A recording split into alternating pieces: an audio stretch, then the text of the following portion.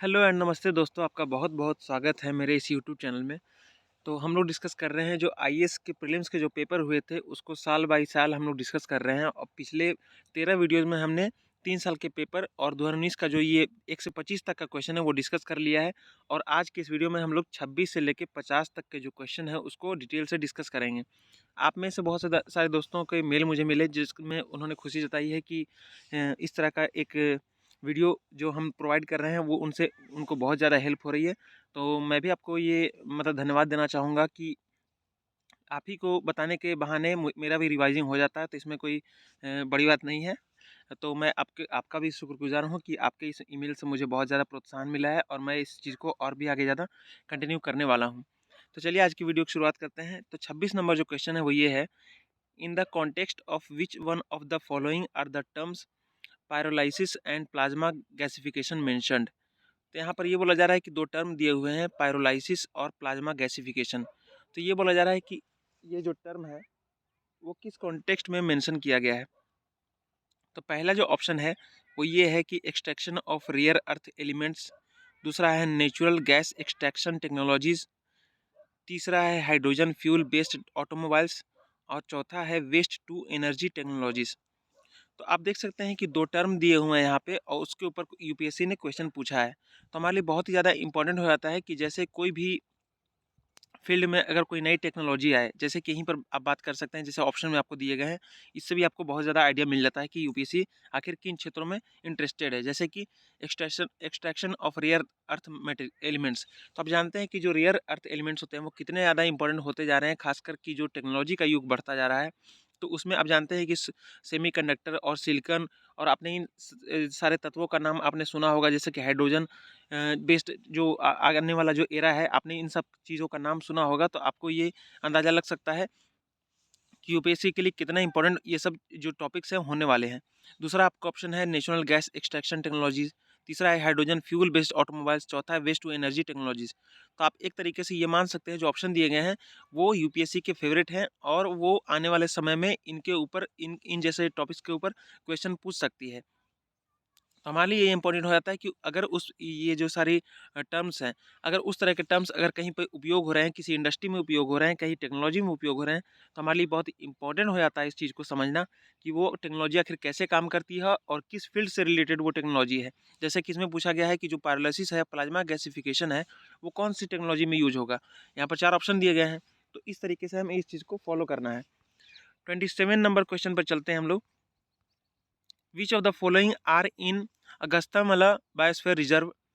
तो इसमें पूछा गया है कि अगस्त्यामला बायोस्फीयर रिजर्व का नाम आपने सुना होगा, तो उसमें कौन कौन से नीचे जो रिजर्व फॉरेस्ट हैं या फिर वाइल्ड लाइफ सेंचुरीज हैं या टाइगर रिजर्व है वो पाए जाते हैं। तो पहला ऑप्शन है कि Neyyar Peppara and Shendurney wildlife sanctuaries and Kalakad Mundanthurai tiger reserve. मैं इसको इंग्लिश में पढ़ने में थोड़ा दिक्कत होता है, इसलिए मैं इसका हिंदी वर्जन पढ़ना पसंद करता हूँ, तो प्लीज़ माइंड ना करें। दूसरा है बी बी नंबर में कि मुदुमलाई, सत्यमंगलम और वायनाड वन्य प्राणी अभयारण्य यानी वाइल्ड लाइफ सेंचुरी और साइलेंट वैली नेशनल पार्क। तीसरा है कौंडिल्य, गुंडला ब्रह्मेश्वरम और पापीकोंडा वन्य प्राणी अभयारण्य और मुकुर्थी नेशनल पार्क। चौथा है कावल और श्री वेंकटेश्वर वन्य प्राणी अभयारण्य और नागार्जुन सागर श्रीशैलम बाघ रिजर्व। तो ये जो ऑप्शन दिए गए हैं, सबसे पहले तो ऑप्शन भी आपको यूपीएससी के ट्रेंड के बारे में बताते हैं, मैंने बार बार आपको बताया है। तो ये जो सारे आपको ऑप्शन में जो नाम दिख रहे हैं तो ये आपके लिए इंपॉर्टेंट हो जाते हैं। तो अगर इनसे रिलेटेड आपको करंट अफेयर पढ़ने को मिले तो ज़रूर उसको फोकस कीजिए, क्योंकि यूपीएससी ने इसको अगर ऑप्शन में पूछा है तो कल को आपको प्रश्नों में भी देखने को मिल सकते हैं। दूसरा है कि कैसे क्वेश्चन बनाया है इसने कि अगस्तमाला जीवमंडल रिजर्व है, यानी कि जो अगस्तमाला जो बायोस्फीयर रिजर्व है उसमें कौन कौन से शामिल है। तो आपको ये चीज़ भी ध्यान रखनी है कि अगर कोई बायोस्फीयर रिजर्व है या टाइगर रिजर्व है तो आपको किन चीज़ों का ध्यान रखना है, आपको मैं बता देता हूँ। आपको ये जानना है कि वो जो टाइगर रिजर्व है वो कौन से एरिया में फैला हुआ है, यानी कौन से स्टेट में पड़ता है सबसे पहला। उस उस स्टेट में कौन कौन से ज़िले उसमें कवर होते हैं ये पता होना चाहिए। अगर उसमें कोई ट्राइबल स्पेशल जो ट्राइबल ग्रुप है वो रह रहा है तो उसके नाम आपको पता होने चाहिए। उसमें अगर स्पीसीज़ हैं जैसे कि टेलीफेंट एलिफेंट के हो गई या फिर टाइगर के हो गए या फिर कोई क्रोकोडाइल का अगर कोई वहाँ पे निवास है तो आपको ये पता होना चाहिए। राइनो के हैं तो वो आपको पता होने चाहिए। उन स्पीसीज़ के आपको स्टेटस पता होना चाहिए कि ये आईयूसीएन की जो रेड लिस्ट है, रेड डेटा बुक है उसमें वो कौन सी कैटेगरी में आते हैं, वल्नरेबल में आते हैं, इंडेंजर्ड में आते हैं, ये आपको पता होना चाहिए। फिर आपको क्या पता होना चाहिए कि जो वाइल्ड लाइफ प्रोटेक्शन एक्ट है उसमें वो कौन से शेड्यूल में आते हैं, शेड्यूल 1 में आते हैं, 2 में आते हैं, आप जानते हैं इस चीज़ को। तो ये इस तरीके से हमारी तैयारी होनी चाहिए और साथ-साथ इस क्वेश्चन के माध्यम से तो हमें एक नया आयाम मिला है कि अगली बार कोई भी टाइगर रिज़र्व या वाइल्ड लाइफ सेंचुरी या फिर बायोस्फीयर रिज़र्व आए तो उसको आपको ये देखना है कि अगर वो एक बायोस्फीयर रिज़र्व है तो आप जानते हैं कि बहुत बड़े एरिया को कवर करता है। तो अगर उसके अंतर्गत और भी नेशनल पार्क या वाइल्ड लाइफ सेंचुरी आते हैं तो उसके प्रॉपर नाम हमें पता होने चाहिए। और साथ-साथ यूपीएससी ने इस तरीके से भी क्वेश्चन पूछा है कि इनमें से कौन से जो हैं वो लैटीट्यूड से दूर हैं, लॉन्गिट्यूड से उनकी कैसी दूरी है। तो इस तरीके से आपको तैयारी करनी है कि आप उनको क्रम वाइज सजा सके, यानी कि नॉर्थ में कौन है, उसके नीचे साउथ में कौन से लोकेशन है उसकी, यानी कि आपको मैप में प्रॉपर देखना है कि उसकी जो लोकेशन है प्रॉपर वो कैसी है और उसके आगे पीछे कौन कौन से और भी नेशनल पार्क हैं। तो उनके रिगार्डिंग आपको उनके रिस्पेक्ट में आपको उसकी लोकेशन ट्रैक करनी है। तो ये इस क्वेश्चन को डिस्कस करके हमने ये चीज़ जाना। नेक्स्ट चलते हैं 28 नंबर क्वेश्चन पे। Consider the following statements. तो यहाँ पर ये बोला जा रहा है कि नीचे कुछ स्टेटमेंट दिए गए हैं उसके बारे में आप ये कंसीडर करके उसमें कौन से करेक्ट है वो बताने हैं। यूपीएससी में सबसे ज़्यादा जो करंट अफेयर पूछे जाते हैं प्रीलिम्स में वो जो क्वेश्चन बनाते हैं ये उसमें से मोस्टली जो है वो इसी पैटर्न पे होते हैं कि कुछ स्टेटमेंट दिए होते हैं और नीचे आपको पूछा जाता है कि करेक्ट और इनकरेक्ट बताएं इसमें। तो पहला ऑप्शन ये है कि some species of turtles are herbivorous.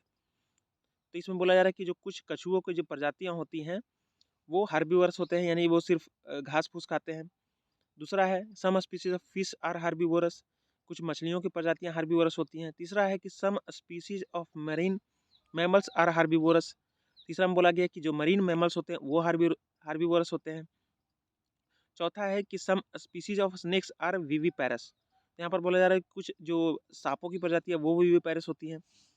तो आपको अगर इसमें आपको थोड़ा सा दिक्कत हो रहा हो कि इसमें इन टर्म्स का मतलब क्या है तो मैं बता दूं कि जैसे हार्बीवोरस का मतलब आप जानते हैं, आप उसको जानते हैं, कार्निवोरस भी आप जानते होंगे, ओमनीवोरस भी जानते होंगे। हाँ, यहाँ पर आपको विविपेरस आपको शब्द मिला जो जिसका मतलब होता है सजीव प्रजक। फिर आपको एक और टर्म मिला था जिसमें आपने देखा हार्बीवोरस, नहीं हार्बीवोरस का हो गया है। ये दो टर्म आपको देखने को मिले इसमें। तो आपको इसका मतलब हिंदी में अगर आपको इंग्लिश में ना समझ में आए तो आप उसका हिंदी वर्जन देखते ही हैं। तो इस क्वेश्चन को डिस्कस करके हमें ये पता चलता है कि जो स्पीसीज होती है जो न्यूज़ में आती रहती है, जैसे कि यहाँ पर टर्टल का नाम है, फिश का नाम है, मरीन मैमल्स का नाम है, स्नेक्स का नाम है, तो हमें ये चीज़ भी देखना होगा उसके रिगार्डिंग। जो मैंने पिछले आपको क्वेश्चन में बताया था कि आपको उनके IUCN स्टेटस देखना है, उनका वाइल्ड लाइफ में शेड्यूल में आपका स्टेटस देखना है, वो कौन सी नेशनल पार्क में रहते हैं, कौन से स्टेट में पाए जाते हैं, उनका जितना भी आपको डेटा था आपको मैंने पिछले जो क्वेश्चन है उसमें बताया था। तो अब आपको उसमें एक चीज़ और ऐड करनी है कि वो मतलब उनकी खाने की जो प्रायोरिटी है वो कैसी है, यानी कि वो हार्बीवोरस है, कार्निवोरस है, कैसे हैं वो, विविपेरस है। ये चीज़ को भी आपको ऐड कर लेना है कि कोई भी स्पीसीज आए तो आपके बारे में ये तथ्य भी आपको उसमें जोड़ लेना है। और साथ साथ एक चीज़ और, हमने कल जो न्यूज़ डिस्कस किया था, कल जो क्वेश्चन डिस्कस किया था उसमें एक था कि ये एक स्पीसीज है तो उसका नेचुरल हैबिटेट कहाँ है। तो आपको ये चीज़ भी आपको जोड़ लेनी है कि अगर कोई स्पीसीज आए तो आपका नेचुरल हैबिटेट उसका पता होना चाहिए। और साथ साथ अगर कोई और देश में पाए जाते हैं तो उसका भी नाम आपको पता होना चाहिए। 29 नंबर जो क्वेश्चन है वो ये है कि कंसीडर द फॉलोइंग पेयर्स। तो यहाँ पर एक तरफ वाइल्ड लाइफ का आपको नाम दिए गए हैं और दूसरी तरफ नेचुरली फाउंड इन, यानी कि एक तरफ कुछ प्रजातियों के नाम है, कुछ प्राणियों के नाम है, और दूसरे तरफ वो कहाँ कौन सी रिवर में पाए जाते हैं या फिर कौन सी जगह में पाए जाते हैं उसके नाम दिए गए हैं। तो आपको इस क्वेश्चन से ये समझने को मिलता है कि अगर कोई भी स्पीसीज आए तो मैंने आपको जैसे बताया था कि कौन से वाइल्ड लाइफ सेंचुरी में पाए जाते हैं, कौन से आपको स्टेट में पाए जाते हैं, तो उसमें एक चीज़ और ऐड कर लीजिए इस क्वेश्चन को डिस्कस करने के बाद कि वो कौन से रिवर में पाए जाते हैं। आपको ये पता होना चाहिए कौन से लेक है अगर तो उसमें पाए जाते हैं, या फिर कौन कौन से हिमालय में पाए जाते हैं, वेस्टर्न घाट में पाए जाते हैं, या फिर ईस्टर्न घाट में पाए जाते हैं। ये चीज़ भी आपको पता होनी चाहिए। ये चीज़ क्वेश्चन को डिस्कस करके हमें पता चलती है। इसलिए मैं बार बार आपसे बोलता हूँ कि प्लीज़ आप प्रीवियस ईयर क्वेश्चन को डेली देखिए, एक तरह से उसको रूटीन बना लीजिए। जब तक आपको सारे क्वेश्चन दिमाग में नहीं आ जाएंगे कि यूपीएससी किस तरीके से क्वेश्चन पूछती है, तब तक आपकी पढ़ाई का तरीका नहीं बदलेगा। आप मेहनत बहुत कर रहे होंगे, अपना टाइम एनर्जी बहुत लगा रहे होंगे, लेकिन जो सच में पढ़ना चाहिए, आपको किताब से क्या पढ़ना चाहिए वही आपको नहीं पता होगा, किस तरीके से पढ़ना नहीं चाहिए तो किस तरीके से हमें पढ़ना चाहिए वो नहीं पता होगा, तो आपकी तैयारी में आपको और साल लग सकते हैं। तो प्लीज़ इस चीज़ को कंसिडर कीजिएगा। और ये मैं सिर्फ अपने अनुभव के आधार पर नहीं बोल रहा हूँ। आप जानते हैं, आपने टॉपर्स के वीडियोज़ देखे होंगे या फिर जो फेमस फेमस जो टीचर्स जो फैकल्टीज़ हैं वो पढ़ाती हैं, उनके भी आपने एडवाइजेस सुने होंगे। तो ये बोलते हैं कि सिलेबस और प्रीवियस ईयर क्वेश्चन को आपको हमेशा ध्यान में रखना है। तो इसी चीज़ को लेके हमने ये जो इनिशिएटिव है प्रीवियस ईयर क्वेश्चन डिस्कस करने का, वो हमने स्टार्ट किया। तो प्लीज़ आप ज़रूर इस चीज़ को फॉलो अप करें। 30वां नंबर जो क्वेश्चन है वो ये है कि why is there a great concern about microbeads that are released into environment. तो यहाँ पर माइक्रोबिट्स के ऊपर सवाल है। ये बोला जा रहा है कि जो माइक्रोबिट्स हैं वो जब एनवायरनमेंट में रिलीज होते हैं तो उसके लिए क्यों चिंता की बात है वो, यानी कि उससे क्या हानि है। तो पहला जो ऑप्शन है वो ये है, they are considered harmful to marine ecosystems, यानी कि वो जो मरीन इकोसिस्टम है, जो समुद्री जीवन है, उनके लिए हार्मफुल है। दूसरा है कि they are considered to cause skin cancer in children, ये बोला जा रहा है कि उससे जो है बच्चों में स्किन कैंसर होने की संभावना है। तीसरा है कि they are small enough to be absorbed by crop plants in irrigated fields. तो ये बोला जा रहा है कि माइक्रोबिट्स इतने छोटे होते हैं कि जो क्रॉप प्लांट्स है, यानी कि जो गेहूँ चावल जैसे दूसरे फसल और भी होते हैं, तो वो अगर खेत में चले जाएं तो उसको जो पौधे हैं वो सोख लेते हैं और इस तरह से वो हमारे फूड चेन में इंटर कर जाते हैं। चौथा ऑप्शन है कि they are often found to be used as food food adulterants. यहाँ पर ये बोला जा रहा है कि जो चौथे ऑप्शन में कि जो फूड एडल्ट्रेंट्स बोलते हैं, जैसे कि ऐसे खाद्य पदार्थ जो कि हम खाते हैं उसको और वो हमारे लिए विषाक्त होती है, तो उसमें ये पाए जाते हैं माइक्रोमेट्स। ये चौथा ऑप्शन है। तो इस क्वेश्चन को डिस्कस करके आपको ये पता चलता है कि जो भी आपको टर्म्स मिले स्पेशल, जैसे कि आपको माइक्रोमिट्स के यहाँ पर आपको देखने को मिल रहा है, तो प्लीज़ आप उस चीज़ को देखें कि आखिर वो किस कॉन्टेक्स्ट में वो जो टर्म है वो न्यूज़ में आया है। आप करंट अफेयर पढ़ रहे हो या फिर द हिंदू पढ़ रहे हो या फिर कोई भी न्यूज़पेपर पढ़ रहे हो, तो आप उसमें अगर कोई टर्म दिया हो कि इससे अब नुकसान होने की संभावना है या इससे कुछ होने की संभावना है, इसका प्रभाव ये होगा, तो प्लीज़ उस चीज़ को गौर से देखें कि वो किस कॉन्टेक्स्ट में बोली जा रही है। क्या वो प्लास्टिक पॉल्यूशन के बारे में बोली जा रही है, या फिर मरीन इकोसिस्टम के बारे में बोली जा रही है, या फिर साइंस एंड टेक्नोलॉजी से, या फिर रॉकेट क्षेत्र में कुछ है, स्पेस क्षेत्र में कुछ है, या फिर डिफेंस क्षेत्र में कुछ है। तो आपको इस चीज़ को ध्यान में रखना है और साथ साथ उसके प्रभाव वगैरह को अभी आपको जानना है। जैसे यहाँ पर चार ऑप्शन जो दिए गए हैं वो बिल्कुल आपको दिए गए हैं। पहले में दिया गया है कि वो मरीन इकोसिस्टम को हार्मफुल है, यानी उसके प्रभाव के बारे में बोला जा रहा है, पूछा जा रहा है कि आपको इसके बारे में जानकारी है या नहीं। दूसरा ऑप्शन देखें तो ये बोला जा रहा है कि they are consider to cause skin cancer in children. तो यहाँ पर स्किन कैंसर चिल्ड्रन में होती है कि नहीं, ये भी प्रभाव की बात यहाँ पर पूछी जा रही है। तीसरा में ये पूछा जा रहा है कि वो इतने छोटे होते हैं कि क्रॉप प्लांट्स उसको एब्जॉर्ब कर लेते हैं। तो इसमें आपको ये चीज़ पता चल रही है कि वो आखिर कहाँ पे यूज़ होते हैं। चौथा ऑप्शन है कि they are often found to be used as food alternatives. तो यहाँ भी ये पूछा जा रहा है कि वो कहाँ पाए जाते हैं। तो इस तरीके से ये क्वेश्चन हमने डिस्कस किया। अब चलते हैं 31 नंबर के क्वेश्चन पे कि recently there was a growing awareness in our country about the importance of Himalayan nettle because it is found to be a sustainable source of. तो यहाँ पर बोला जा रहा है कि अभी अभी देश में जागरूकता ये चल रही है, यानी बढ़ती जागरूकता है इस बारे में कि जो हिमालयन नेटल हैं वो एक सस्टेनेबल सोर्स हो सकते हैं। तो किसमें, तो चार ऑप्शन दिए गए हैं इसके बारे में कि एंटी मलेरियल ड्रग, दूसरा है बायोडीजल, तीसरा है पल्प फॉर पेपर इंडस्ट्री और चौथा है टेक्सटाइल फाइबर। तो यहाँ पर चार ऑप्शन दिए गए हैं और ये पूछा गया है जो हिमालयन नेटल जो अभी है वो बहुत ज़्यादा अभी लोगों को मतलब जो इंडस्ट्रीज है उसको उसके बारे में जागरूकता फैल रही है कि ये जो है वो एक खास चीज़ में यूज की जा सकती हैं। तो चार ऑप्शन आपको नीचे दिए गए हैं और आपको पूछा गया है कि वो किस चीज़ में यूज किए जा सकते हैं। जैसे कि वो क्या वो एंटी मलेरियल ड्रग हो सकता है, क्या वो बायोडीजल बनाने में उपयोग हो सकता है, या फिर वो कोई पेपर इंडस्ट्री में पल्प के रूप में यूज हो सकता है, या फिर टेक्सटाइल फाइबर के रूप में यूज हो सकता है। तो अगर इस तरह की आपको बातें आपको पढ़ने को मिले कि इस स्पीसीज जो पाई गई है उसका उपयोग किसी ड्रग के रूप में किया जा सकता है, उसका जो वेनम है वो ड्रग के रूप में इस्तेमाल किया जा सकता है, या फिर टीबी के मेडिसिन के रूप में इस्तेमाल किया जा सकता है, या फिर कैंसर के या एड्स के जो उपचार है उसमें यूज किया जा सकता है, तो प्लीज़ इस चीज़ को देखें आप कि ये जो स्पीसीज़ है उसका उपयोग कहाँ किया जा सकता है। और साथ में जो पुरानी बातें मैंने आपको अभी अभी बताई थी 3 क्वेश्चन पहले कि उसके बारे में और क्या क्या पता होनी चाहिए, वो सब आप याद रखें और इस चीज़ में अप्लाई करें। 32 नंबर जो क्वेश्चन है वो ये है कि for the measurement estimation of which of the following are satellite images या रिमोट सेंसिंग डेटा यूज। तो यहाँ पर बोला जा रहा है कि किनके मापने में, किनके आप बोल सकते हैं एस्टिमेशन में है, जो सैटेलाइट इमेजेस हैं या फिर रिमोट सेंसिंग जो डेटा है उनका उपयोग किया जाता है। तो पहला जो ऑप्शन है वो ये है, chlorophyll content in the vegetation of a specific location. तो यहाँ पर बोला जा रहा है जो किसी खास जगह पे जो वहाँ पे वेजिटेशन पाई जाती है, जो वहाँ पे आप बोल सकते हैं कि जो प्लांट्स पाई जाती हैं, जो ट्रीज पाई जाती हैं, जो वेजिटेशन पाया जाता है, उसमें क्लोरोफिल कंटेंट कितना है वो सैटेलाइट इमेजेस के जरिए या फिर रिमोट सेंसिंग डेटा के जरिए हम लोग उसका पता लगा सकते हैं। दूसरा ये बोला जा रहा है कि green house gas emissions from rice paddies of a specific location. तो यहाँ पर बोला जा रहा है कि राइस पैडीज जो हैं, यानी कि जहाँ पे धान की खेती होती है बहुत ज़्यादा, जहाँ पे होती है, तो उससे कितना कार्बन एमिट हो रहा है वो भी सैटेलाइट इमेजेस के जरिए या फिर रिमोट सेंसिंग डेटा का उपयोग करते हुए हम उसको पता लगा सकते हैं।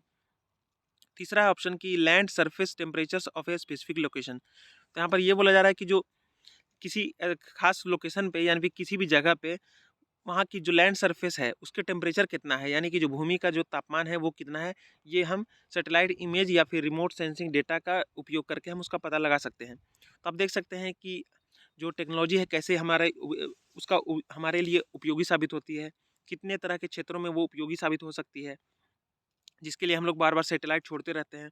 कभी वो हमारे कम्युनिकेशन में काम आती है, तो कभी हमारे लिए जो सिक्योरिटी है उसको अपडेट करने के लिए वो काम आती है, तो कभी हमारे कम्युनिकेशन टेक्नोलॉजीज़ के लिए काम आती है, कभी हमारे आईटी इंडस्ट्री के लिए काम आती है। तो कहीं पे आपको जो ग्रीन हाउस गैस एमिशंस हैं या फिर जो इन्वायरमेंट को नुकसान हो रहा है, उसको पता लगाने में काम आती है। तो इसके ऊपर क्वेश्चन पूछा गया है, इसको आप जो जीएस पेपर 3 का जो सिलेबस है उसमें आप science and technology their applications and effects in everyday life, ये जो सेंटेंस है उससे आप इसको लिंक कर सकते हैं।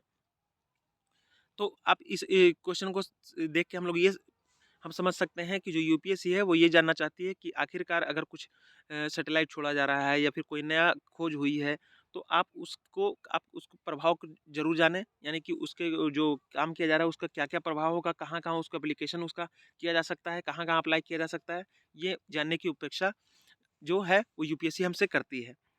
चलिए नेक्स्ट क्वेश्चन चलते हैं। 33 नंबर क्वेश्चन है कि कंसीडर द फॉलोइंग स्टेट्स। यहाँ पर आप देख सकते हैं 4 स्टेट्स के नाम दिए गए हैं, छत्तीसगढ़, मध्य प्रदेश, महाराष्ट्र और उड़ीसा। और बोला जा रहा है कि with reference to the states mention above in terms of percentage of forest cover to the total area of state, which one of the following is the correct ascending order. यहाँ पर ये बोला जा रहा है कि जो 4 स्टेट दिए गए हैं उनको आपको असेंडिंग ऑर्डर में लगाना है। और किस चीज़ को पैमाना बनाते हुए असेंडिंग ऑर्डर में लगाना है, तो ये बोल रहे हैं कि जो percentage of forest cover to the total area of state, यानी कि जो हमारे जो भी स्टेट का नाम दिया गया है उसके जो टोटल एरिया है उस स्टेट का, उसमें उसके फॉरेस्ट कवर का कितना परसेंटेज है, यानी टोटल एरिया में कितना परसेंट जो है फॉरेस्ट कवर से घिरा हुआ है, वो आपको देखते हुए उसको बढ़ते क्रम में आपको लगाना है। तो इस क्वेश्चन को डिस्कस करके हमें ये पता चलता है कि हमारे लिए जो फॉरेस्ट वगैरह की रिपोर्ट आती रहती है बीच में, जो कि विभिन्न इंस्टीट्यूशंस और जो आप बोल सकते हैं कि अगर वर्ल्ड लेवल पर भी रिपोर्ट अगर इंडिया के कॉन्टेक्स्ट में निकलती है तो हमारे लिए बहुत ज़्यादा इंपॉर्टेंट हो जाती है। और खासकर अभी हाल के वर्षों में ये हुआ है कि यूपीएससी जो है वो इन्वायरमेंट को लेके जो क्वेश्चन है वो बढ़ाती जा रही है, साइंस एंड टेक्नोलॉजी को लेकर क्वेश्चन बढ़ाती जा रही है। तो हमारे लिए बहुत ज़्यादा इंपॉर्टेंट हो जाता है कि हम इस तरह के क्वेश्चन को बिल्कुल सावधानी से और बिल्कुल टू द पॉइंट उसकी तैयारी करें, और इसकी जो समझ है आपको प्रीवियस ईयर क्वेश्चन देखने से ही मिलती है। तो यहाँ पर आपको ये चीज़ असेंडिंग ऑर्डर में दर्शाना है आपको। तो जब भी रिपोर्ट आए तो आप प्लीज़ देखें कि आपके खुद की स्टेट की क्या पोजीशन है, आपके खुद के स्टेट में कितना फॉरेस्ट कवर है। और साथ-साथ आपको एक चीज़ और एनसीईआरटी में इस क्वेश्चन को देखते हुए आपको और भी अच्छे से पढ़नी चाहिए, एनसीईआरटी हो या फिर आपको कोई भी स्टैंडर्ड बुक हो जो फॉलो कर रहे हो आप।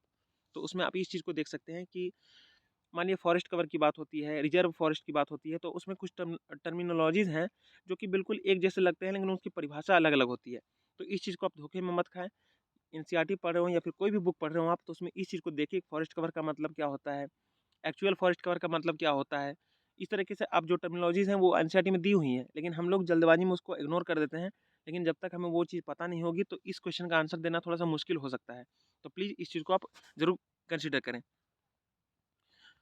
34 नंबर क्वेश्चन है कि which of the following statements are correct about the deposits of methane hydrate.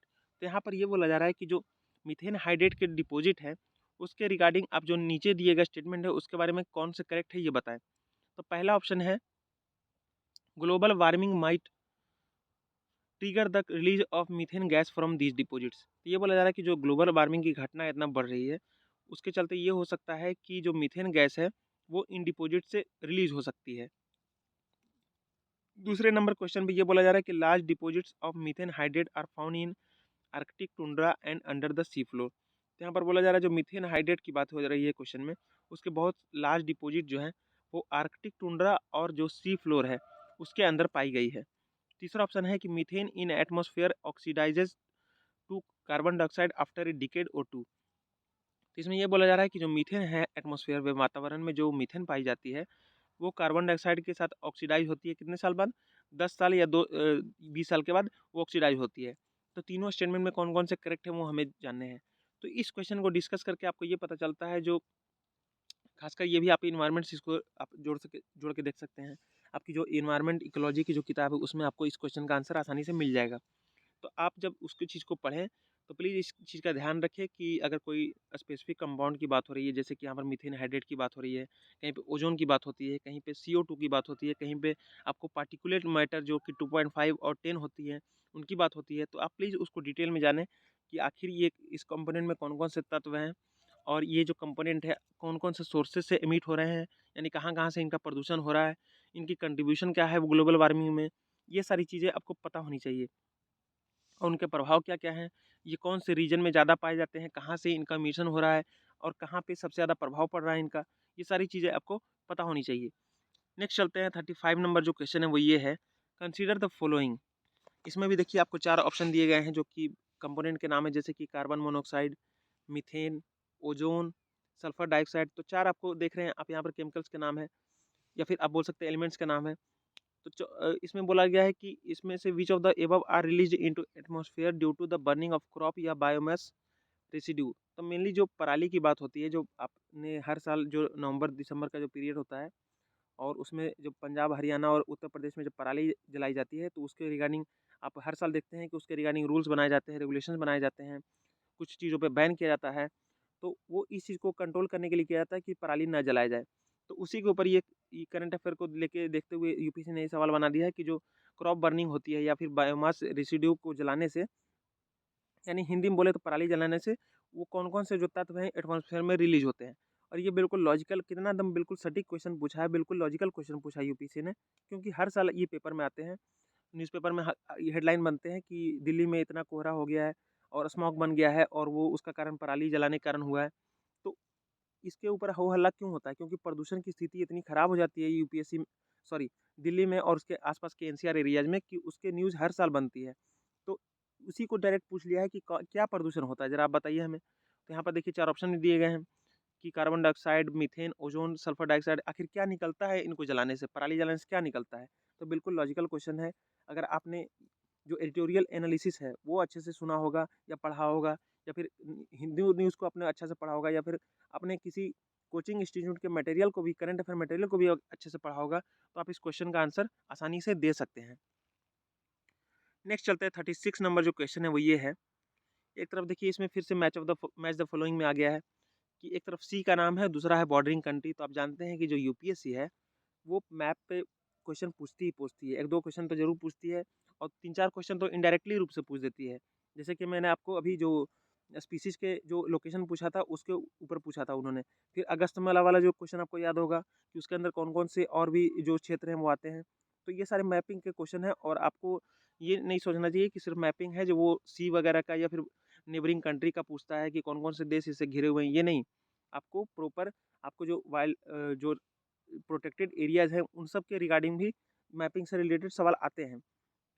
फिर आपने देखा होगा कि ये भी पूछ लिया जाता है कि जो ये 4 साइट दिए गए हैं उसमें हड़प्पा जो साइट है और ये जो चारों साइट है वो हड़प्पा साइट है और कौन से देश में पड़ते हैं, यानी कि वो हिंदुस्तान में कौन से हैं, पाकिस्तान में कौन से हैं, हिंदुस्तान के बाहर कौन से, इस पे ऑप्शन पूछ लिए जाते हैं। तो इस चीज़ को आप बिल्कुल ध्यान रखिए कि कोई भी आपको एरिया या फिर कोई भी ज्योग्राफी अगर आपको न्यूज़ में मिले तो उसको मैप में ज़रूर लोकेट करें। तो पहला ऑप्शन यहाँ पे देख सकते हैं कि पहला है एड्रियाटिक सी, ब्लैक सी, कैस्पियन सी, मेडिटेरेनियन सी और रेड सी। तो ऑप्शन देख के आपको ये अंदाज़ा हो जाना चाहिए कि ये जो पाँचों सी है वो यूपीएससी के लिए इम्पोर्टेंट है। तो आपको तो पहला ये करना चाहिए कि इन पाँचों से रिलेटेड अगर करंट अफेयर में कुछ भी खबर आती है कि रेड सी के पास ये हुआ है, मेडिटेरेनियन सी का टेम्परेचर बढ़ रहा है, कैस्पियन सी में वो सूख रही है, ऐसा कुछ भी न्यूज़ आए या फिर यहाँ पर ये नदी आके गिर रही है और ये नदी जो है सूखने लगी है, यानी कुछ भी आपको ऐसा कुछ मिले तो उस बहाने आपको तुरंत ये होना चाहिए कि आप तुरंत मैप खोलें और इन 5 सी में से कोई भी अगर आपको दिखे न्यूज़ में, और साथ-साथ यही 5 क्यों, ऐसे ही और भी जो सीज़ है, जो कि न्यूज़ में आते रहते हैं, तो आपको इस तरीके से तैयारी करनी है कि आपको पूरा डिटेल उसका पता होना चाहिए कि वो आखिर वो न्यूज़ में क्यों है, और दूसरा उसकी मैपिंग क्या है, यानी उसके आस-पास के देश कौन से हैं, अगर उसके आस-पास कोई और भी वाटर बॉडी है तो कौन-सी है, उसके अगर आस-पास कनाल है तो कौन-सी है, ये सारी चीज़ें आपको पता होनी चाहिए। और देखिए यहाँ पर बाउंड्री कंट्रीज़ की बात यहाँ पर हो रही है कि जैसे कि Albania, Croatia, Kazakhstan, Morocco, Syria, तो यहाँ पर इस तरीके से आपको तैयारी करनी है कि कोई भी वाटर बॉडी हो, रिवर हो, कौन-कौन से देशों से गुजरती है, किन देशों से बाउंड्री लगाती है, वो सारी चीज़ें आपको पता होनी चाहिए। तो 37 नंबर क्वेश्चन पे चलते हैं। Among the following which one is the largest exporter of rice in the world in the last 5 years? तो ये पूछा गया है क्रॉपिंग यानी फार्मर से रिलेटेड एक सवाल यहाँ पर देख सकते हैं, या फिर एग्रीकल्चर सेक्टर सवाल है कि पूछा गया है कि पिछले 5 सालों में कौन सा जो देश है वो राइस का सबसे बड़ा एक्सपोर्टर बन के उभरा है। यहाँ पर 4 ऑप्शन आपको देखने को मिल रहा है, जैसे कि चाइना, इंडिया, म्यांमार और वियतनाम। तो 4 ऑप्शन दिए गए हैं, और ये जो सवाल है आपको एक तरीके से इकोनॉमिक सर्वे और बजट जो होते हैं उसके आंकड़े होते हैं उसमें आपको देखने को मिल जाएंगे।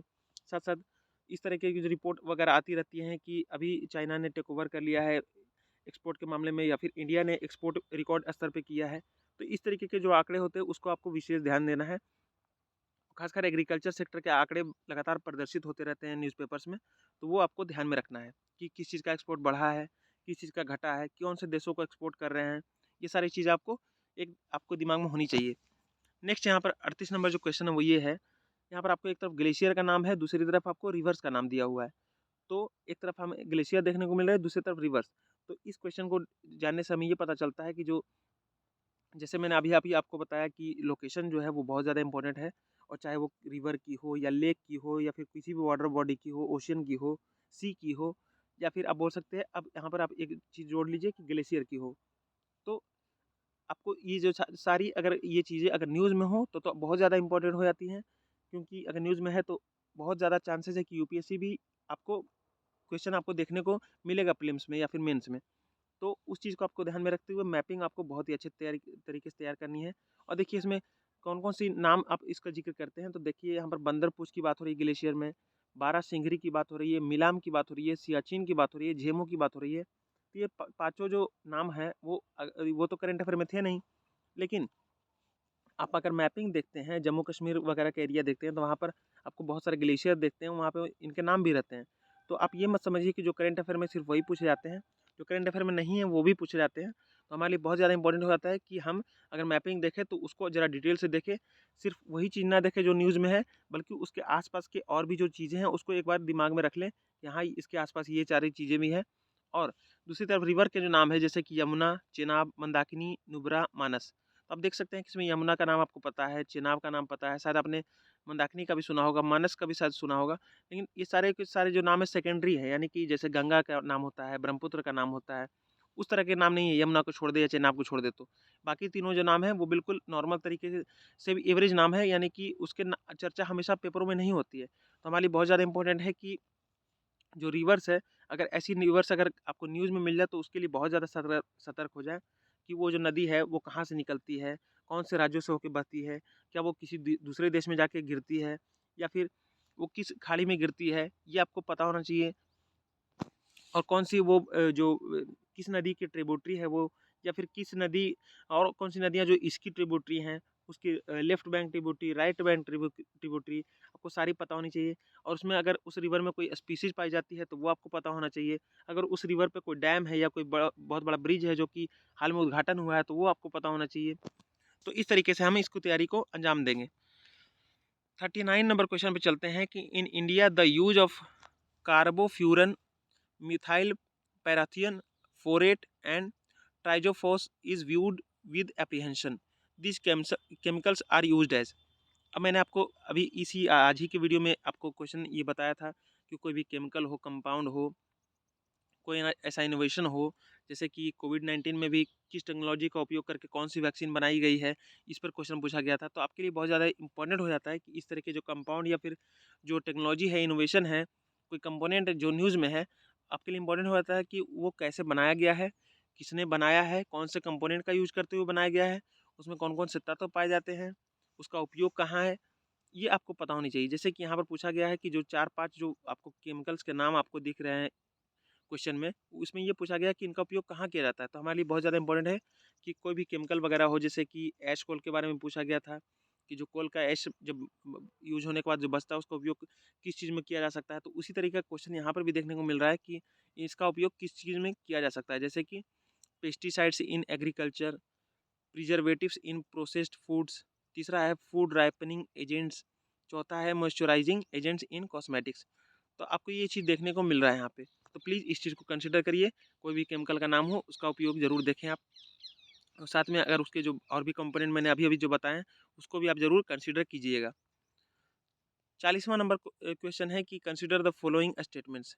तो यहाँ पर आपको 3 स्टेटमेंट दिए गए हैं, उसमें ये पूछ रहा है कि कौन से इसमें करेक्ट है। तो पहला है कि under Ramsar convention it is mandatory on the part of the government of India to protect and conserve all the wetlands in the territory of India. अब देखिए, सबसे पहले मैंने आपको क्या बताया, ऑप्शन देख के भी आप यूपीएससी के फेवरेट क्या-क्या हैं वो आपका अंदाज़ा लगा सकते हैं। यहाँ पर देखिए रामसर कन्वेंशन की बात हो रही है, और अगर आपने कुछ तैयारी अच्छी की होगी या फिर आप लंबे समय से जुड़े होंगे यूपीएससी की तैयारी से, तो आपको ये चीज़ पता होगी कि रामसर कन्वेंशन से सवाल आते ही आते हैं। तो इस तरीके जो इंस्टीट्यूट है या फिर कन्वेंशन है या फिर कोई ग्रुपिंग है, तो अगर वो हर साल न्यूज़ में आ रही है तो हमारे लिए बहुत ज़्यादा इंपॉर्टेंट हो जाता है कि हम उसके रिगार्डिंग कोई भी अपडेट आए, कोई भी करंट अफेयर आए तो हम उसके लिए तैयार रहें, उसकी तैयारी को अच्छे से करें। नेक्स्ट यहाँ पर क्या बोला जा रहा है कि the wetlands conservation and management rules 2010 were framed by the government of India based on the recommendations of Ramsar convention. तो यहाँ पर ये बोला जा रहा है जो 2010 में रूल्स बनाए गए थे सेंट्रल गवर्नमेंट के द्वारा, जिसको the wetlands conservation and management rules 2010 बोला जाता है।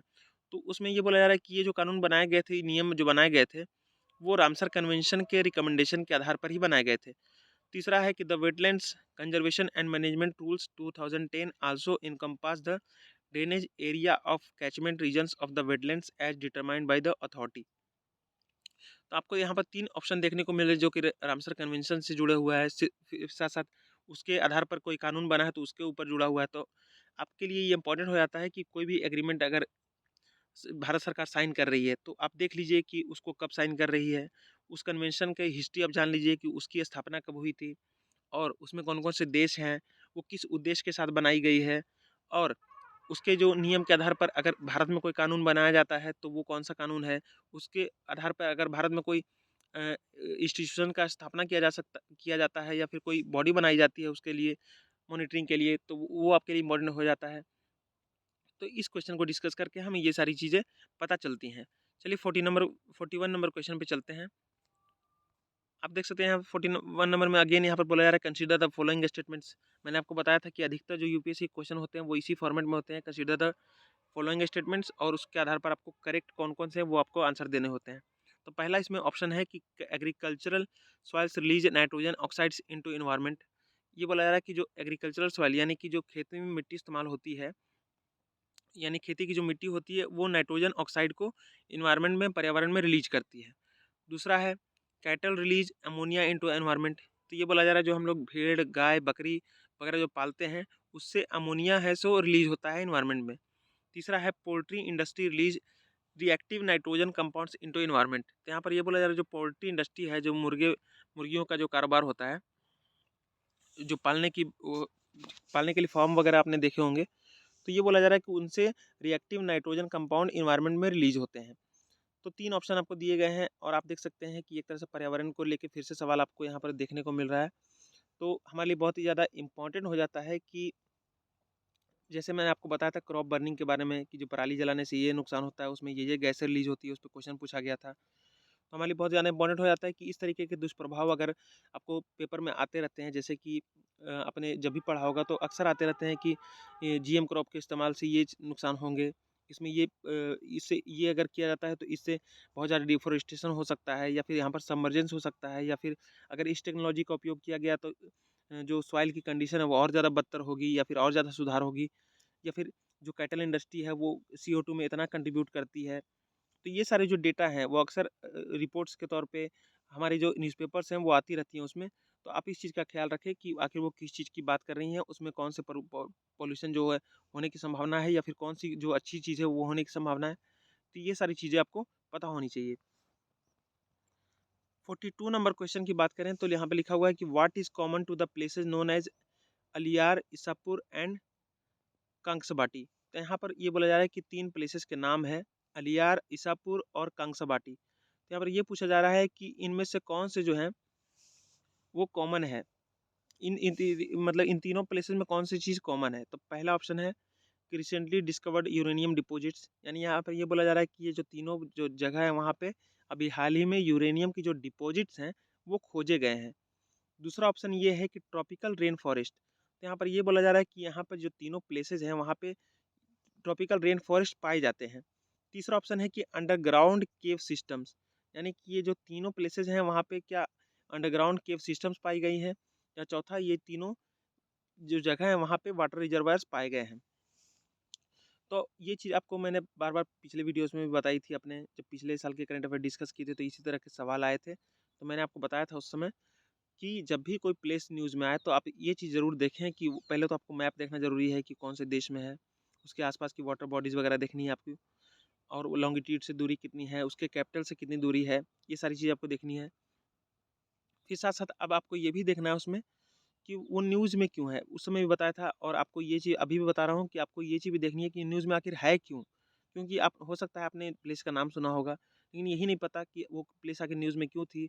और हो सकता है, और जैसे कि इस क्वेश्चन में पूछा गया है यूपीएससी के द्वारा बड़ी चालाकी से, कि ये जो 3 प्लेसेस है, 3 प्लेसेस न्यूज़ में है, ये इनमें क्या कॉमनैलिटी है, क्यों ये न्यूज़ में है और तीनों में क्या सिमिलैरिटी है। तो इसके आधार पर आपको तैयार होना होगा कि जो प्लेसेस है वो क्यों न्यूज़ में है, और उसके जैसे और भी प्लेसेस अगर न्यूज़ में है तो आपको उससे मैच करके देखना होगा। 43 नंबर क्वेश्चन पे चलते हैं अब।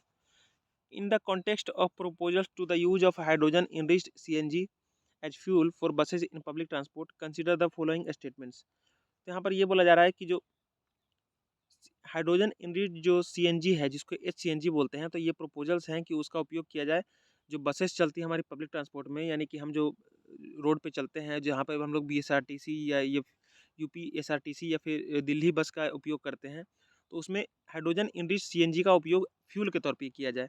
अभी हो सकता है वो डीजल पे चलती होंगी या फिर सीएनजी पे चलती होंगी, तो उसको हाइड्रोजन इनरिच्ड सीएनजी बनाने का यहाँ पर प्रावधान की बात हो रही है यहाँ पे। तो उसमें बोला गया है कि नीचे दिए गए स्टेटमेंट को आप पढ़ें और बताएं उसमें कौन से सही है। तो पहला ऑप्शन है कि the main advantage of the use of HCNG is the elimination of carbon monoxide emissions.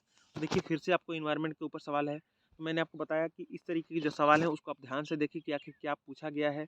इसका जो सवाल है वो कहाँ से बना होगा, क्या वो करंट अफेयर का है, क्या वो बुक से लिया गया है, इस चीज़ को भी आपको ध्यान में रखना होगा। तो जैसे यहाँ पहला ऑप्शन में दिया गया है कि इसका जो पहला लाभ हो सकता है एचसीएनजी लगाने का, यानी कि फ्यूल के तौर पर एचसीएनजी का उपयोग करने से जो फ़ायदा हो सकता है वो ये है कि कार्बन मोनोऑक्साइड के जो एमिशन होते हैं, वेहिकुलर एमिशन होते हैं, यानी उनके साइलेंसर से निकलती है जो प्रदूषित प्रदूषित तत्व, उनमें से जो कार्बन मोनोऑक्साइड निकलते हैं उसका खात्मा हो सकता है, ये बोला गया है। दूसरा यहाँ पर ये बोला गया है कि HCNG as fuel reduces carbon dioxide and hydrocarbon emissions. तो यहाँ पर ये बोला जा रहा है कि एचसीएनजी का अगर फ्यूल के तौर पे इस्तेमाल करते हैं तो इससे ये होगा कि जो कार्बन डाइऑक्साइड एमिशन है और जो हाइड्रोकार्बन एमिशन जो होते हैं गाड़ी से, वो कम हो सकते हैं। तीसरा यहाँ पर ये बोला गया है कि hydrogen up to 1/5 of volume by can be blended with CNG as fuel for buses. तो यहाँ पर ये बोला जा रहा है कि जो सीएनजी में जो एचसीएनजी बनाने के लिए जो सीएनजी में हाइड्रोजन मिलाया जाएगा वो टोटल का 1/5 होगा, यानी हाइड्रोजन अगर फोर फोर फोर पार्ट होगा अगर सीएनजी, तो 1 पार्ट उसमें हाइड्रोजन होगा। चौथा यहाँ पर ऑप्शन है कि HCNG makes the fuel less expensive than CNG. तो इसमें कीमत की बात सवाल पूछा गया है कि जो एचसीएनजी बनेगा वो सीएनजी से कम महंगा होगा। तो इस क्वेश्चन को डिस्कस करके हमें ये पता चलता है कि अगर कोई चीज़ की बात हो रही है, जैसे कि हाइड्रोजन बेस्ड इकोनॉमी की बात हो रही है, इसी तरीके से आप डिजिटल इकोनॉमी की बात सोच सकते हैं कि डिजिटल इकोनॉमी आने से, यानी जो हमारे यहाँ इंटरनेट यूजर्स की संख्या बढ़ रही है तो उसके क्या प्रभाव हो रहे हैं। उसी तरीके से आप कोई भी टेक्नोलॉजी अगर आ रही है तो उसका क्या प्रभाव पड़ रहा है, तो उसके ऊपर हमें तैयारी करनी चाहिए। और यहाँ पर जैसे कि एचसीएनजी की बात हो रही है कि इसको लागू करने से क्या उसकी कीमत घटेगी कि नहीं घटेगी, इसके ऊपर सवाल है। बिल्कुल नॉर्मल सा सवाल है जो कि हर इंसान को जानना चाहिए, क्योंकि हमारे जो पब्लिक ट्रांसपोर्ट है वो डेली की चीज़ है। उससे आप जानते हैं लाखों करोड़ों व्यक्ति डेली ट्रांसपोर्ट करते हैं और उससे बहुत ज़्यादा पॉल्यूशन होता है। तो ये क्वेश्चन पूछा जाना बहुत ही ज़्यादा समझदारी वाला मुझे लगता है पर्सनली। और फिर साथ-साथ देखिए क्या पूछा गया है कि इसमें कितना हाइड्रोजन मिलाया जाएगा ताकि जो एचसीएनजी है वो प्रभावी हो सके। फिर साथ-साथ इसमें पूछा गया कि अगर एचसीएनजी यूज़ किया जाता है तो उसके क्या-क्या फ़ायदे होंगे और उसमें कौन-कौन सी जो प्रदूषक तत्व हैं वो कम निकलना शुरू हो जाएँगे, ये क्वेश्चन पूछा गया है।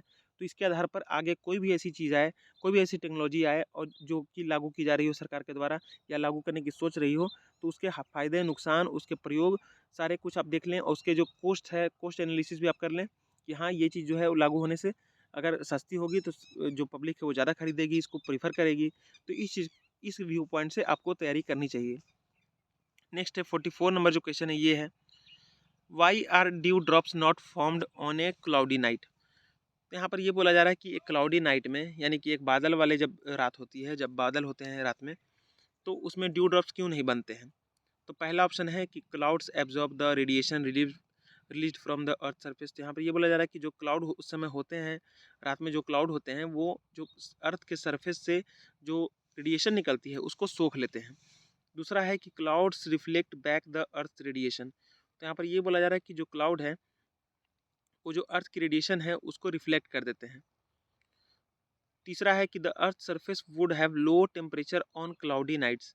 तो यहाँ पर ये बोला जा रहा है कि जो अर्थ की सरफेस है वहाँ पे क्लाउडी नाइट्स में लो टेम्परेचर होती है। चौथा है कि clouds deflect the blowing wind to ground level. तो यहाँ पर ये बोला जा रहा है कि जो विंड बहते रहते हैं, जो पवनें बहती रहती हैं, तो अगर क्लाउड होंगे तो वो डिफ्लेक्ट कर देती हैं, उनको फिर ग्राउंड लेवल की तरफ उसको एक तरह से पुश कर देती हैं। तो आपको ड्यू ड्रॉप के ऊपर सवाल पूछा गया है, तो आपके लिए ये चीज़ बिल्कुल नॉर्मल सी बात है कि आपने अगर बेसिक बुक पढ़े हैं, एनसीईआरटी पढ़ी है या फिर आपने ज्योग्राफी किताब अच्छे से पढ़ी है, तो आप इस क्वेश्चन का आंसर आसानी से दे पाएंगे। तो आप देख सकते हैं कि जो बेसिक जानकारी होती है उसके ऊपर भी सवाल यूपीएससी कैसे पूछती है और इसके लिए आपको जो बेसिक बुक्स है उसको बिल्कुल इग्नोर नहीं करना है और बिल्कुल एक एक मार्क्स चूँकि मायने रखता है और खासकर इस तरह के जो नॉर्मल सवाल हैं जो कि जिसके डायरेक्ट आंसर किताबों में लिखे हैं, तो ये सारे क्वेश्चन हमसे छूटने नहीं चाहिए। तो नेक्स्ट चलते हैं 45 नंबर क्वेश्चन पे।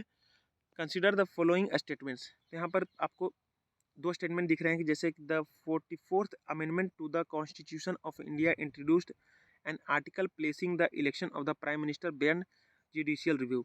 यहाँ पर ये बोला जा रहा है कि जो 44वां जो संशोधन है कॉन्स्टिट्यूशन में हुआ है, उसने एक आर्टिकल को इंट्रोड्यूस किया जिसमें अब जो प्राइम मिनिस्टर की जो इलेक्शन होता है उसको जुडिशियल रिव्यू से मतलब पार कर दिया, यानी कि जुडिशियल रिव्यू नहीं किया जा सकता अगर प्राइम मिनिस्टर का इलेक्शन से संबंधित कोई मुद्दा है। तो ये एक जो चीज़ है वो 44वां अमेंडमेंट जो है संविधान में उसके जरिए किया गया। दूसरा है कि the Supreme Court of India struck down the 99th amendment to the constitution of India as being violative of the independence of judiciary. तो यहाँ पर ये बोला गया है सुप्रीम कोर्ट ने जो 99वां संशोधन किया गया था संविधान में, तो उसको स्ट्रक डाउन कर दिया, यानी कि उसको ख़त्म कर दिया सुप्रीम कोर्ट ने अपने ऑर्डर के जरिए। और ये बोला कि ये जो हमने किया है वो इसलिए किया है क्योंकि ये जो जुडिशरी की जो इंडिपेंडेंस है उसको खतरे में डाल रही थी। तो इस क्वेश्चन को डिस्कस करके हमें ये पता चलता है कि जो हमारे लिए जो सिग्निफिकेंट जो प्रोविजंस हैं कॉन्स्टिट्यूशन के, जैसे कि आप बोल सकते हैं कि जो अमेंडमेंट्स हुए हैं, जैसे कि समय समय पर जो 44वां संविधान संशोधन है, 42वां है, और जो मूलभूत अधिकारों में जो संशोधन हुए हैं, शिक्षा का अधिकार जब जोड़ा गया है, या फिर राइट टू लाइफ और राइट टू प्रिवेसी जैसे जो अधिकार हैं, तो ये सारी जो चीज़ें हैं वो हमारे लिए बहुत ज़्यादा इंपॉर्टेंट हो जाती है। और दूसरे ऑप्शन को देख के हमें ये पता चलता है कि जो सुप्रीम कोर्ट की जो जजमेंट आती रहती हैं और खासकर जो अमेंडमेंट्स इस ये सब के मामले में और जो कॉन्स्टिट्यूशन के मामले में सुप्रीम कोर्ट जो जजमेंट देती हैं या फिर कोई कमेंट करती हैं, तो हमारे लिए बहुत ही ज़्यादा इंपॉर्टेंट हो जाते हैं वो। और खासकर यहाँ पर देखिए ये भी बोला गया है कि क्यों इसको इन्होंने रद्द किया, जैसे कि as being violative of the independence of judiciary. तो आपको कारण भी देखने होंगे कि सच में वही कारण के चलते स्टक डाउन हुए थे या फिर कोई दूसरा कारण था। तो आप जब सुप्रीम कोर्ट को अगर जजमेंट देती है तो उसके प्रॉपर आप देखिए कि किस बेसिस पे वो जजमेंट को दे रही है। अगर किसी चीज़ को रिकमेंड कर रही है तो किस बेसिस पे कर रही है, अगर किसी कानून को रद्द कर रही है या फिर नल एंड वाइड घोषित कर रही है तो किस बेसिस पे कर रही है, किसी समिति का नाम अगर आए तो वो चीज़ आपको नोट करना है। ये सारी चीज़ें आपको आपको अच्छे से नोट करनी है ताकि आपकी जो तैयारी है बिल्कुल सही तरीके से हो सके और इस तरह के क्वेश्चन जो यूपीएससी अक्सर पूछती रहती है उसका जवाब आप दे सकें। चलिए 46 नंबर क्वेश्चन पे चलते हैं। यहाँ पर आपको 4 लंबे-लंबे स्टेटमेंट देखने को मिल रहे हैं जिसमें ये बोला गया है उसी पैटर्न पे कि इसमें से चारों में कौन-कौन से सही हैं। तो पहला ऑप्शन है कि the motion to impeach a जज of the Supreme Court of India can not be rejected by the speaker of the Lok Sabha as per the जज एक्ट 1968।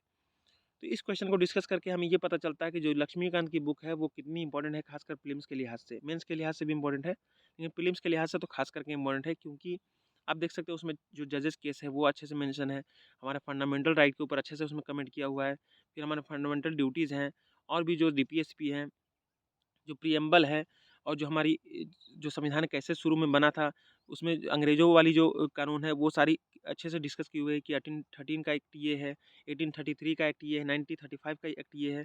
वो सारी चीज़ आपको लक्ष्मीकांत में बहुत ही अच्छे से लिखी हुई है। फिर संसद के क्या कार्य हैं, फिर आपको लीडर ऑफ अपोजिशन का क्या रोल होता है, ये सारी चीज़ें आपने पढ़ी होंगी। तो वो हमारे लिए बहुत ही ज़्यादा इंपॉर्टेंट हो जाती है, खासकर उसमें जो एक्सेप्शन की बात आए कभी-कभी कि इस चीज़ में ये चीज़ लागू नहीं हो सकती। जैसे कि मैं एग्जांपल दूँ कि सुप्रीम कोर्ट के पास भी रीट की पावर होती है, हाई कोर्ट के पास भी रीट की पावर होती है, लेकिन हाई कोर्ट के पास रीट की पावर ज़्यादा होती है, तो इसके ऊपर स्टेटमेंट आ सकता है। तो प्लीज़ इस चीज़ को कंसीडर करें, खास करके एक्सेप्शन अगर आपको देखने को मिले, तो उसको ज़रूर नोट कीजिए कि हाँ, इस चीज़ में डिफ़र है। जैसे कि राज्यपाल की शक्तियाँ होती हैं, राष्ट्रपति की भी शक्तियाँ होती हैं, लेकिन दोनों में डिफ़रेंस होता है कुछ-कुछ मामलों में। तो वो आपको डिफ़रेंस तो खास करके पता होनी चाहिए, क्योंकि वहीं पर है जो यूपीएससी क्वेश्चन बनाती है। तो हमारे लिए बहुत ज़्यादा इंपॉर्टेंट हो जाता है कि जैसे कि पहला ऑप्शन देखें तो हम लोग को सुप्रीम कोर्ट में ये बोला गया है कि उसके जज को तब तक impeach the monitor to impeach जज of the Supreme Court of India. तो यहाँ पर बोला जा रहा है कि सुप्रीम कोर्ट का अगर कोई जज है उसको इम्पीच करना हो, तो उसको जो लोकसभा का स्पीकर है उसको रिजेक्ट नहीं कर सकता, उसको उसके पास पावर नहीं है। और ये जो चीज़ है वो जजेज एक्ट 1968 के अंतर्गत है। तो हमारे लिए इंपॉर्टेंट होता है कि जो जजेज जो एक्ट जो समय समय पर आए हैं उसके, और जो 3 जजेस केस है वो हमारे लिए इम्पोर्टेंट हो जाते हैं। और ख़ासकर जो इम्पीचमेंट की बात है, तो सुप्रीम कोर्ट जैसी संस्था है और उसमें अगर किसी जज की इम्पीचमेंट की बात हो रही है, या फिर अपॉइंटमेंट की बात हो रही है, या फिर इलेक्शन कमीशन की जैसे की बात करें, अगर हम यूपीएससी के ही कमीशन की बात करें, या फिर और भी जो संस्थाएँ हैं, ह्यूमन राइट्स कमीशन की बात करें, तो इसमें जो अपॉइंटमेंट होती हैं और इनकी जो हटाने की व्यवस्था है, वो सारी चीज़ें हमें पता होनी चाहिए। उनके पावर्स पता होनी चाहिए। ये सारी चीज़ें आपने देखा होगा क्वेश्चन के माध्यम से यूपीएससी हमें हमसे जानना चाहती रहती है। तो दूसरा क्वेश्चन ऑप्शन देखें हम लोग कि the constitution of India defines and gives details of what constitutes incapacity and proved misbehaviour of the जजेस of the Supreme Court of India. तो यहाँ पर ये बोला जा रहा है कि जो संविधान है इंडिया का, वो डिफाइन करती है, और उसमें ये भी बोला गया है कि जो इनकैपेसिटी है और प्रूव्ड मिसबिहेवियर ऑफ जज है सुप्रीम कोर्ट का, जो सुप्रीम कोर्ट के जज हैं वो अगर इनकैपेसिटी और प्रूव्ड मिसबिहेवियर के तौर पे हटाए जाते हैं, आपने पढ़ा होगा लक्ष्मीकांत में, तो उसको डिफाइन किया गया है कॉन्स्टिट्यूशन में। तो क्या ऐसा है? ये चीज़ आपको ध्यान में रखनी है। और आपको ये चीज़ कैसे ध्यान में रखेंगे? जब तक आप प्रीवियस ईयर क्वेश्चन को डिस्कस नहीं करेंगे और उस आधार पर अपने किताब को नहीं पढ़ेंगे, तब तक आपको ये चीज़ पता नहीं चलेंगी कि हमने किताब तो पढ़ लिया, लेकिन जब उसके ऊपर सवाल आया तो हमने ये पता चला कि हमने किताब को उस ढंग से पढ़ा ही नहीं जिस तरीके से पढ़ना चाहिए। तो ये चीज़ आपको ध्यान में रखना होगा, नहीं तो आप किताब भी पढ़ लेंगे और कन्फ्यूजन फिर भी बरकरार रहेंगे, और आप पढ़ते हुए भी आपके क्वेश्चन छूट जाएंगे। तो इस चीज़ को आप ध्यान रखें। नेक्स्ट यहाँ पर 3 नंबर क्वेश्चन है कि the details of the process of impeachment of the जजेस of the Supreme Court of India are given in the जजेस इंक्वायरी एक्ट 1968।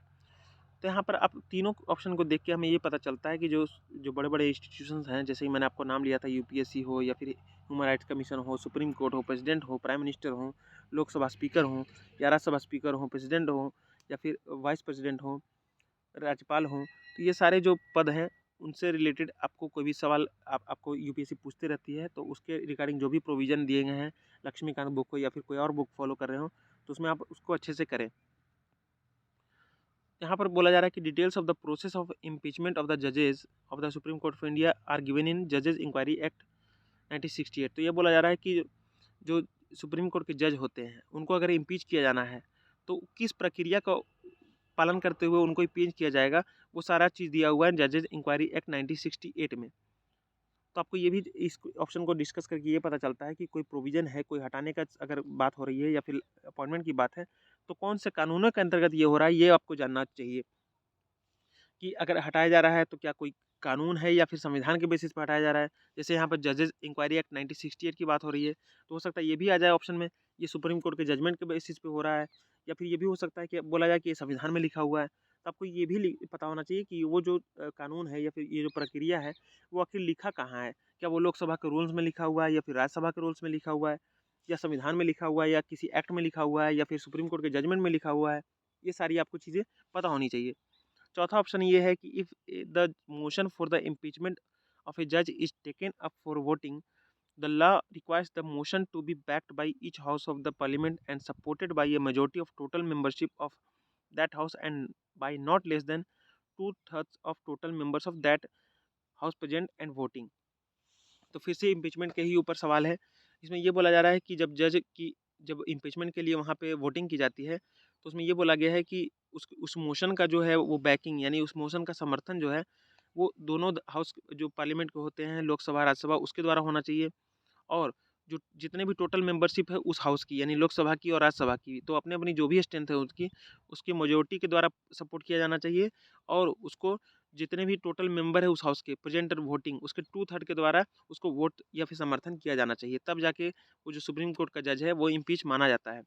तो क्या ऐसा है? तो मैंने आपको बताया ना कि इस तरीके जो अपॉइंटमेंट होती है या फिर जो आपको रिमूवल की बात होती है, तो वो सारे प्रोसीजर वगैरह हमें पता होनी चाहिए कि क्या-क्या प्रोसीजर हैं और कौन सी जजमेंट है जो कि इस प्रोसीजर में आपको बार-बार देखने को मिलती हैं। जैसे अपॉइंटमेंट के केस में या फिर लीडर ऑफ अपोजिशन की जो रोल क्या होगा या फिर स्पीकर का क्या भूमिका होगा, उसके बारे में सुप्रीम कोर्ट भी बीच-बीच में जजमेंट देती रहती है। तो आपको उस चीज़ को अच्छे से आपको समझ लेना है और उसको दिमाग में रखना है कि हाँ, इसके बारे में ये प्रोसीजर फॉलो होता है और इसके तहत होता है। नेक्स्ट यहाँ पे 47 नंबर क्वेश्चन पे चलें, तो यहाँ पर बोला जा रहा है 9th schedule was introduced in the constitution of India during the prime ministership of. तो यहाँ पर 9th शेड्यूल की बात हो रही है कि इसको कब संविधान में इसको इंसर्ट किया गया था। तो आप जानते हैं कि जो शुरू-शुरू में जब संविधान बना था तो उसमें 8 शेड्यूल थे, उसमें 9 शेड्यूल फिर ऐड किया गया। तो ये बोला जा रहा है कि कौन से प्रधानमंत्री थे उस समय के कार्यकाल में ये 9 शेड्यूल ऐड किया गया था। तो 4 ऑप्शन आपको देखने को मिल रहा है जैसे कि जवाहरलाल नेहरू, लाल बहादुर शास्त्री, इंदिरा गांधी और मोरारजी देसाई। तो हमें ये चीज़ पता होनी चाहिए कि जो कौन सी अमेंडमेंट है वो कब हुई है और कौन से अमेंडमेंट के द्वारा कौन से शेड्यूल ऐड किया गया है या फिर कोई फंडामेंटल राइट एक्ट ऐड किया गया है या फिर प्रियम्बल को अमेंड किया गया है। ये सारी चीज़ें हमें पता होनी चाहिए कब की गई हैं। और खासकर हमें प्राइम मिनिस्टरशिप के अगर यहाँ पर बात हो रही है कि प्राइम मिनिस्टर कौन थे उस समय, तो इससे ये भी पता चलता है कि हमें ये पता होना चाहिए कि कौन से प्राइम मिनिस्टर ने कब से लेके कब तक हमारा शासन किया है। तब इस क्वेश्चन का आप आंसर दे पाएंगे। नहीं तो आपको पता भी है कि 9 शेड्यूल 1965 में अगर मान लिया ऐड कर लिया गया है या फिर 1952 में किया गया है, एग्जाम्पल दे रहा हूँ मैं। तो 1952 में अगर आपको पता ही नहीं है कि उस समय प्रधानमंत्री कौन थे, उन्होंने कब से कब तक शासन किया, तो आप इस क्वेश्चन को जानते हुए भी आप उसका आंसर नहीं दे पाएंगे। तो प्लीज़ इस अप्रोच को डेवलप करें। और मैंने बताया ना, प्रीवियस ईयर क्वेश्चन को डिस्कस करने से आपके बहुत सारी समस्याएं हैं जो पढ़ने को लेकर है कि क्या पढ़ें उसमें। ये मेरे सामने चैप्टर रखा हुआ है, इसमें पढ़ें क्या, तो वो आपको प्रीवियस ईयर क्वेश्चन को ही डिस्कस करने से मिलती हैं। और मैं आपको कहूँगा कि इसी चैनल पे आपको जो मेंस के क्वेश्चन होते हैं और जो ऑप्शनल के क्वेश्चन होते हैं वो भी हम डिस्कस कराते हैं। तो आप उस चीज़ को भी फॉलो कर सकते हैं ताकि जो मेंस के रिगार्डिंग भी आपकी जो आपको समझ में दिक्कत होती है कि क्या पढ़े क्या ना पढ़े, वो आपको दूर हो सकती है, वो आपको हेल्प कर सकती है वहाँ पे। तो प्लीज़ इस चीज़ को आप कंसिडर कीजिएगा। 48 नंबर क्वेश्चन पे चलते हैं कि कंसिडर द फॉलोइंग स्टेटमेंट्स। तो यहाँ पर बोला जा रहा है coal sector was nationalised by the government of India under Indira Gandhi. जैसे यहाँ पर फिर से वैसा ही क्वेश्चन है कि किस प्राइम मिनिस्टर के अंतर्गत कोल सेक्टर को प्राइवेटाइज किया गया था। तो इस क्वेश्चन ऑप्शन को देख के हमें ये पता चलता है कि सबसे पहले तो हमें पता होना चाहिए कि जो मेजर मेजर इनिशिएटिव लिए गए हैं हमारे जो भारत के जब आज़ाद हुआ उसके बाद से जो भी इनिशिएटिव लिए गए हैं वो पहले तो कब लिए गए हैं और दूसरा उस समय कौन से प्रधानमंत्री थे। जैसे कि यहाँ पर कोल सेक्टर को जब नेशनलाइज किया गया था तो उसमें प्रधानमंत्री कौन थे ये पूछा गया है। तो हमें प्रधानमंत्री का कार्यकाल जरूर पता होना चाहिए। भारत के वर्ष में माने है कि अब तक 16वां जो राष्ट्रपति अभी प्रधानमंत्री है हमारे नरेंद्र मोदी, 17वें हो गए हैं शायद। तो अभी से लेके जो स्वतंत्रता के यानी जवाहरलाल नेहरू तक कौन से प्रधानमंत्री रहे हैं उनका पीरियड क्या रहा है वो आपको पता होना चाहिए। और कौन से जो काम है जो महत्वपूर्ण काम है जिन्होंने हमारे देश में योगदान दिया है, जैसे कि यहाँ पर प्राइवेटेशन की बात हो रही है, सॉरी नेशनलाइजेशन की बात हो रही है कि राष्ट्रीयकरण किया गया था, तो वो कब किया गया था, उस समय प्रधानमंत्री कौन थे, ये हमें जानना बहुत ज़रूरी हो जाता है। नेक्स्ट यहाँ ऑप्शन है कि now coal blocks are allocated on lottery basis. अब ये देखिए करंट अफेयर से रिलेटेड है, क्योंकि कोल ब्लॉक पे हाल ही में 1-2 साल पहले इस पे न्यूज़ आ रही थी बहुत बार बार कि कोल ब्लॉक को लेके कुछ नियम में बदलाव किया गया था, तो उसके ऊपर आपको सवाल ये देखने को मिल रहा है। तो करंट अफेयर से भी आपको इनपुट लेते रहना होगा। तीसरा ऑप्शन ये है कि till recently India imported coal to meet the shortages of domestic supply but now India is self sufficient in coal production. तो ये भी आपको करंट अफेयर के क्वेश्चन है कि रिपोर्ट आती रहती है, जैसे बजट है, इकोनॉमिक सर्वे, उसमें इस तरह का डेटा मंत्री लोग देते रहते हैं। आप अगर न्यूज़ को जैसे डीडी न्यूज़ वगैरह सुनते होंगे तो उसमें संसद की जो कार्यवाही होती है वो थोड़ा सा दिखाते हैं वो, और जो इंपॉर्टेंट काम होते हैं या फिर कैबिनेट की कोई डिसीजन होती है या फिर प्रेस मीटिंग करते हैं वो लोग, तो उसमें जो इम्पोर्टेंट बात होती है वो लोग इसमें दिखाते हैं।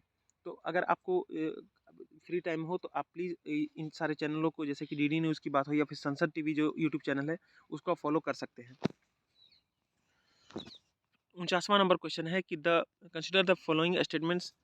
तो पहला ऑप्शन है कि the parliament prevention of disqualification act 1959 exempt several posts from disqualification on the grounds of office of profit। तो यहाँ पर एक एक्ट की बात हो रही है जो कि the parliament prevention of disqualification act 1959 है। तो उसमें ये बोला गया है कि इस एक्ट के आने के बाद इसमें कई सारी जो सेवरल पोस्ट होती हैं, जैसे कि पोस्ट की बात माने तो पोस्ट का मतलब हो गया, जैसे प्राइम मिनिस्टर भी एक पोस्ट है, प्रेसिडेंट पोस्ट है, मिनिस्टर्स भी पोस्ट हैं। ये बोला गया है कि इस एक्ट के आने के बाद इसमें जो पोस्ट जो मेंशन किया गया है उनको डिस्क्वालिफिकेशन से बचाया गया है ऑफिस ऑफ प्रॉफिट के केस में। यानी कि अगर ऑफिस ऑफ प्रॉफिट का जो बात आएगा तो उसमें उन पदों को छूट दी गई है कि हाँ, ये ऑफिस ऑफ प्रॉफिट को रख सकते हैं और उनको हटाया नहीं जा सकता इस ग्राउंड पे। दूसरा है कि the above mentioned act was amended 5 times. यहाँ पर ये बोला जा रहा है कि जो अभी अभी एक्ट जो ऊपर डिस्कस किया गया है वो 5 बार अमेंड किया गया है। तीसरा ऑप्शन है कि the term office of profit is well defined in the constitution of India. तीसरा ऑप्शन है कि जो ऑफिस ऑफ प्रॉफिट जो टर्म है वो जो हमारा कॉन्स्टिट्यूशन ऑफ इंडिया है उसमें वेल डिफाइंड है, यानी परिभाषित किया गया है कि ऑफिस ऑफ प्रॉफिट के अंतर्गत क्या क्या चीज़ें आती हैं। तो इस क्वेश्चन को डिस्कस करने से हमें ये पता चलता है कि पहले तो हमें ये पता होना चाहिए कि जो इम्पोर्टेंट जो मैंने आपको बताया था डिस्क्वालिफिकेशन है या रिमूवल है या अपॉइंटमेंट है, वो हमारे लिए इम्पोर्टेंट हो जाती है कि कौन से कानूनों के अंतर्गत उसको अपॉइंट किया जाता है या रिमूव किया जाता है, कौन उसको अपॉइंटमेंट करते हैं उनके, कौन उसको हटाते हैं, ये सारी चीज़ें आपको पता होनी चाहिए। दूसरा स्टेटमेंट के जरिए हमें ये पता चलता है कि हमें ये भी पता होना चाहिए कि अगर कोई मेजर एक्ट है और वो बार बार अमेंड किया गया है तो हमें ये भी पता होना चाहिए कि वो कितनी बार और कब कब अमेंड किया गया है। तीसरा ऑप्शन देखेंगे तो ये हमें पता चलता है कि ऑफिस ऑफ प्रॉफिट ये बोल रहा है कि वेल डिफाइंड है कॉन्स्टिट्यूशन ऑफ इंडिया में।